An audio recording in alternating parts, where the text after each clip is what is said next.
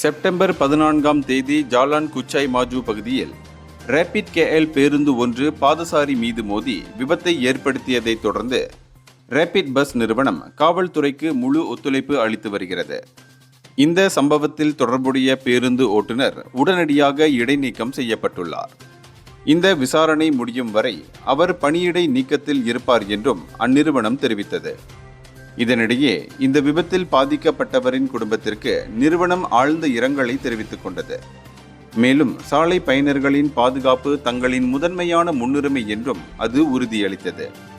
அது மட்டுமின்றி அனைத்து சேவைகளுக்கும் உயர்ந்த பாதுகாப்பு தரங்களை உறுதி செய்வதற்காக ரேபிட் பஸ் தனது உள்நாட்டு செயல்பாட்டு நடைமுறைகளை மதிப்பாய்வு செய்து வருகிறது. மேலும் இந்த சம்பவம் குறித்து விசாரணை நடந்து கொண்டிருப்பதால் பொதுமக்கள் பொறுமையுடன் இருக்குமாறு அந்நிறுவனம் கேட்டுக்கொண்டுள்ளது. இந்தியர்களின் இதய குரல் மக்களோசை.